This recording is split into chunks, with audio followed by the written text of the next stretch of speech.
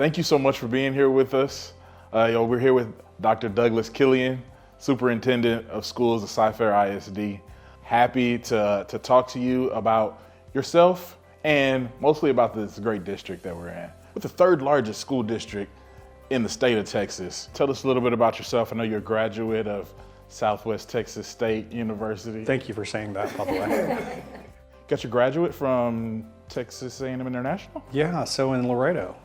That's where I was a first grade teacher. That's awesome. Tell us a little bit about that, because I mean, that's important, where it started, right? It's a little different too, right? You think of superintendent, maybe secondary, that kind of stuff, but no, I started off teaching first grade, and it was such a shock. I'd been out of the Marine Corps for a little bit and went right into a first grade classroom on an emergency permit. So it was a wonderful training ground. I fell in love with school, I fell in love with teaching kids, and then moved into assistant principal in the secondary level and just kept going. You know, I moved in the classroom because I wanted to make a difference. So sitting around with all the other first grade teachers, we talked about what we could do if we were in charge, and I just said, you know what, I'm gonna try to help and serve others and be in charge. That's what I'm here to do, and that's what I love doing. I always said I wanted to graduate from A&M, and I went through the doctoral cohort there that made it easy to transition into administration. Absolutely. And speaking of administration, this is not your first rodeo as a superintendent. No, it's not, man. So you've done it in Central Texas, the Valley area? A little bit everywhere. So I actually started off in Poteet, Texas, where I was an assistant sup for curriculum and instruction. And then when our superintendent retired, the board asked me to come in and serve as interim, and then the next thing I know, I was the full-time superintendent. So loved it and had an opportunity to come over here to Region 4, and I worked over in Huffman.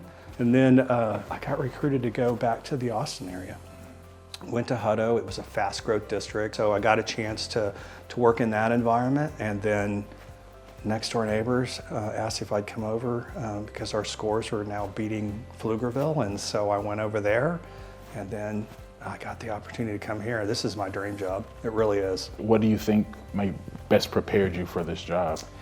You know, sadly, some cuts that I had to go through both in Hutto and in Pflugerville, there was so much skill in the community and so much experience with staff and all that. I really was able to lean on some of their advice and some of their suggestions, and then just their knowledge base. It was really good, and you know, last year was a tough year with all the cuts, but I will tell you, the district, just the staff, everybody just, I mean, they wrapped their hands around the kids, and we were able to perform. So, as both of us used to be educators in Cy-Fair ISD, we both have had kids. I've had 2 kids graduate. He's got 2 kids going through it right now. So, what do you think makes Cy-Fair stand out as such an excellent district? Oh, that's a great question. You know, I think it's a combination of things. I think the biggest thing that I see is it's such a large district, but it's also a family district, right? Even though we're so large, it seems like we haven't fallen into the trap of trying to specialize everywhere, where not everybody has access to things, right? So all of our high schools, all 12 of them, are comprehensive. Anything they can think of to offer in one school, they're going to offer it in another school.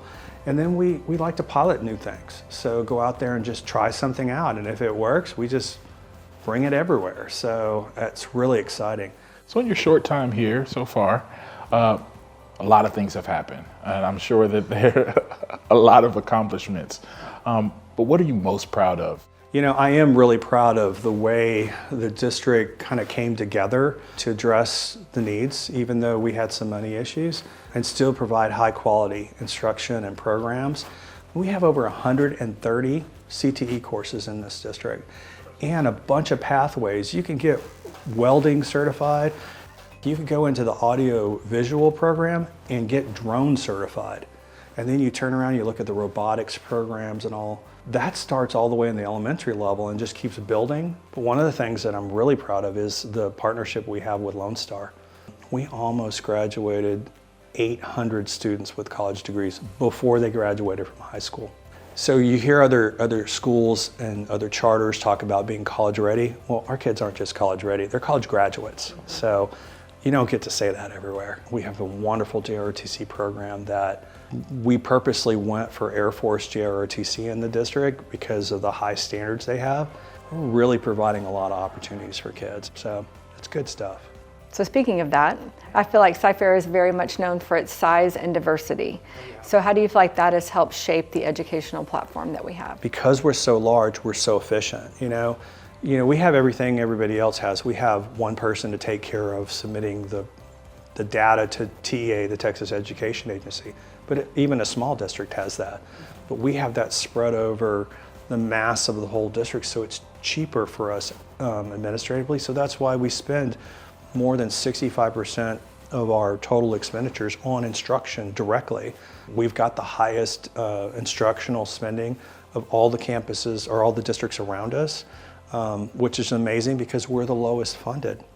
We have the largest tax break, the local optional homestead exemption. So if you're going to live here, you're going to buy a home here, you're going to pay a little bit less in taxes. So you're going to get the benefit in the classroom.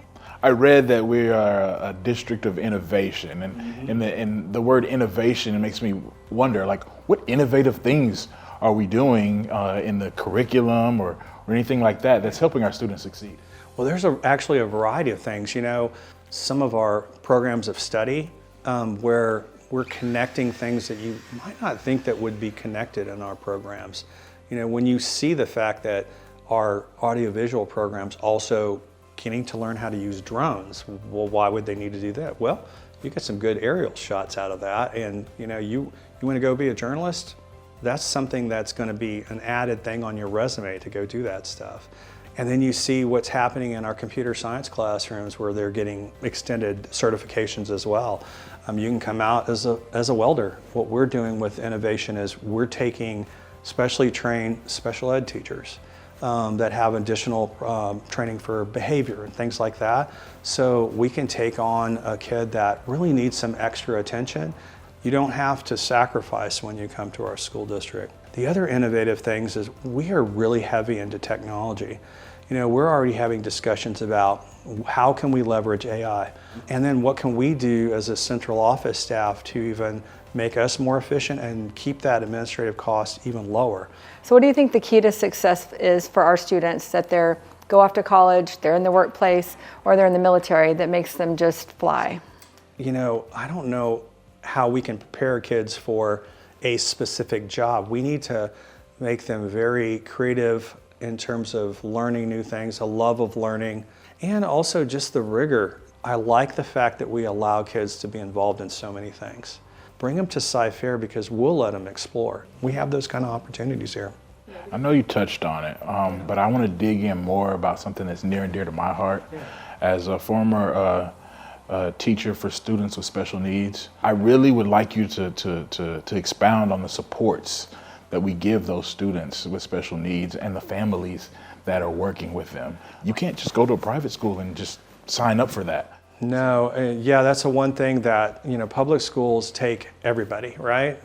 We love whoever you send to us, right? And so we're going to meet them wherever they're at. And one of the things that I really appreciate about Cy-Fair is because of its size, it can provide the supports for pretty much everything, right? And you can be on a campus and have an aide or some intervention person in the classroom, or if you need to be self-contained and have some even more supports, we have that opportunity for you.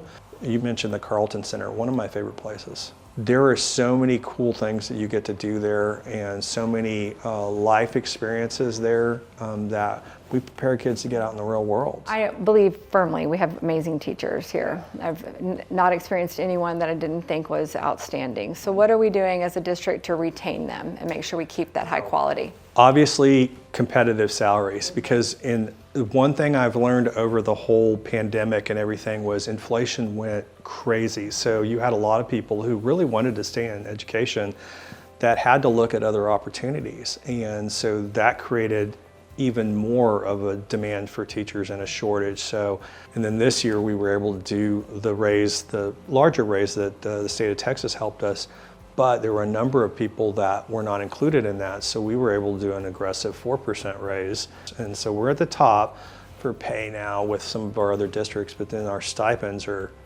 in our special needs areas are kind of making it hard not to say yes to us. Amy and I are going to do our part in trying to increase the size of the number of population in the district, so as many houses as we can. What are the plans for the district to keep up with the growth? I think one of the things that we're going to have to work on is the pockets of challenges. So we've got a long-range planning committee that's looking at that. And we've folded boundaries in there too, because that's always been a challenge for fast growth districts, and then going into, as they transition into a stable district size. We'll have to do some balancing, I think, over the next couple of years, but we're going to try to make it to where it's as painless as possible. So does that include any bonds that are coming soon? You know, that will be up to the long-range planning committee. If we have to call a bond election, the kind of stuff that we're going to be looking at is going to be safety and security, because that's a central concern for us. And then we want to make sure that we've got these great buildings. We need to keep them up. We want kids to come in comfortably and have everything you need. How do we make sure that we're promoting diversity and that we're including everyone in such a large district? What strategies, what do you do to promote that? So we even look at, like, the long-range planning committee. We wanted to make sure that we had representation from all across the district. It's such a large district that we made sure every feeder pattern was all represented. I think we do that on all of our committees to make sure that we have that. So where do you envision CFISD in the next 5 to 10 years? I still think that comprehensive programs for everybody is so special. I've seen a lot of large districts kind of start specializing at different places. I don't think that's for us. My vision for this district is continue to provide everybody those options. One of the quality things about this school district and the unique things about the district is that we provide such a breadth of programs everywhere. You've touched on so much, and I know there's still like so much more. We thank you for your time. But if someone wanted to learn more about CFISD, they really want to dig in and geek out on everything, how can they get more information? Number one, it's our website. It's our website. You can give us a call too. We would love to have you call over to the central office, and we'll point you in the right direction, whatever your interest is. The other thing is just watch our communications department, and we'll just keep those videos rolling out so people can see what we're all about. On behalf of the Lippincott team, we really thank you for sitting down with us. We know you're a busy man. You got a lot of I was looking forward to it. I was looking forward to it. And it was just as fun talking to y'all. Thank you so much all right. for your time. Thank you.